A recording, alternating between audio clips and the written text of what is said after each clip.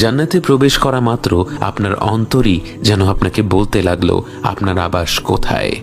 রাসূল সাল্লাল্লাহু আলাইহি ওয়াসাল্লাম বলেন, প্রত্যেক ব্যক্তি দুনিয়াতে তার ঘর যত ভালোভাবে চিনত তার চেয়েও ভালোভাবে তার জান্নাতের ঘর চিনবে।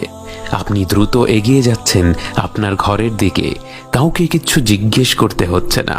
সেদিকে যেতে যেতে আশেপাশে যা দেখছেন, আপনার কান যা শুনছে, যা কিছু সুবাস নাকে আসছে, সব কিছুই আপনাকে অভিভূত করছে।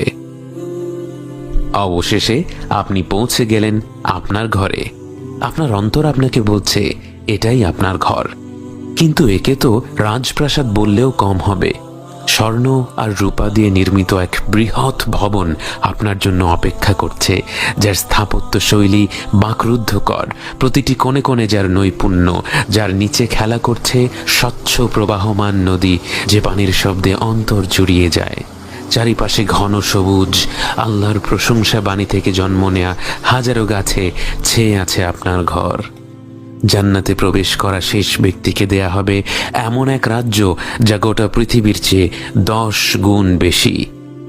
একবার চোখ বন্ধ করে কল্পনা করুন, একটি প্রাসাদ নয়, একটি শহর নয়, একটি দেশ নয়, একটি মহাদেশ নয়, গোটা পৃথিবীর সমান এক সাম্রাজ্য, এবং তার সাথে যোগ করা হলো আরও একটি পৃথিবী এবং আরও একটা, এবং এভাবে করে 10টি পৃথিবীর সমান আপনার রাজ্য।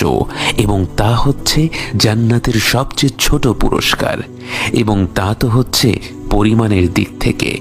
মানের দিক থেকে তাকে যা দেয়া হবে তা তো পৃথিবীর কোনো নিয়ামতের সাথেই তুলনা করা যায় না। আপনি আপনার ঘরের দিকে এগিয়ে যাচ্ছেন। আপনার এই রাজ্য পৃথিবীর কত গুণ বেশি বড় আপনার জানা নেই, কিন্তু যেদিকে দুচোখ যায় বিস্ময়কর সব দৃশ্য আপনার মন ভুলিয়ে দেয়।